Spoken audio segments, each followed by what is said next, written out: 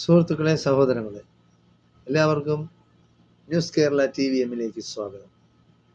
അപ്പോൾ അസൂയയ്ക്കും കഷണ്ടിക്കും മരുന്നില്ല എന്നൊരു ചൊല്ലുണ്ട് പണ്ട്.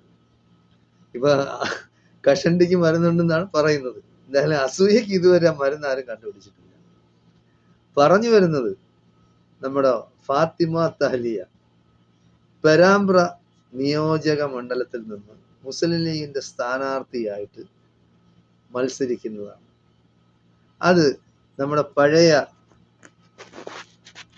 MLA ആകാൻ വേണ്ടി മത്സരിച്ച, കോഴിക്കോട് സൗത്തിൽ നിന്ന് മത്സരിച്ച നൂർബീന റഷീദ്. അപ്പോൾ നൂർബീന റഷീദ് വനിതാ ലീഗിന്റെ ദേശീയ ജനറൽ സെക്രട്ടറിയാണ്. അപ്പോൾ കഴിഞ്ഞ പ്രാവശ്യം സിറ്റിംഗ് MLA ആയിരുന്ന മുനീർ സാഹിബിന്റെ മണ്ഡലത്തില് അവർക്ക് സീറ്റ് കൊടുത്ത്, വനിതാ ലീഗിന്റെ ഒരു സ്ഥാനാർത്ഥിയായിട്ട് സീറ്റ് കൊടുത്ത് ക്ലീൻ ആയിട്ട് അത് പരാജയപ്പെട്ടു, അതായത് തോറ്റ് തൊപ്പിയിട്ട് വീട്ടിൽ പോയിരിക്കുകയാണ്. അപ്പോ സ്വന്തം കഴിവുകേടിന് ബാക്കിയുള്ളവരെ കുറ്റം പറയരുത്. അപ്പൊ എപ്പോഴും ഒരാളിനെ തന്നെ സ്ഥാനാർത്ഥിയാക്കണമെന്ന് നമുക്ക് ആവശ്യപ്പെടാൻ കഴിയുമോ?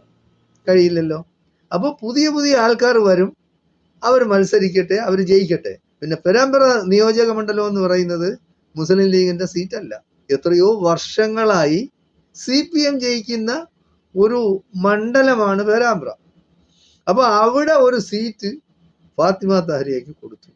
അവിടെ ജനങ്ങളെല്ലാം ആവേശഭരിതരാണ്. അവിടെ ഒരു മാറ്റം വേണം, എന്തായാലും ഫാത്തിമ തഹ്ലിയ ജയിക്കും എന്നുള്ള ഒരു കണ്ടീഷൻ വന്നപ്പോൾ ഇവർക്ക് അസൂയയും എന്താണ് പറയുന്നത്, കുശുമ്പും സഹിക്കാൻ വയ്യ. സ്ത്രീ സഹജമാണത്.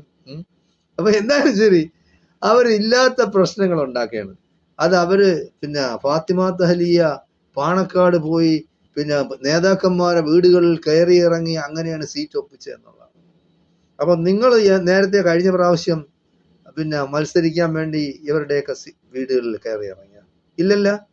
അഥവാ കയറി ഇറങ്ങിയിട്ടുണ്ടെങ്കിൽ നേതാക്കന്മാരെ വീട്ടിൽ പോകുന്നതിനെന്ത്, അല്ലെങ്കിൽ പാർട്ടി ഓഫീസുകളിൽ പോകുന്നതിനെന്താ, പൊക്കിയൂടെ?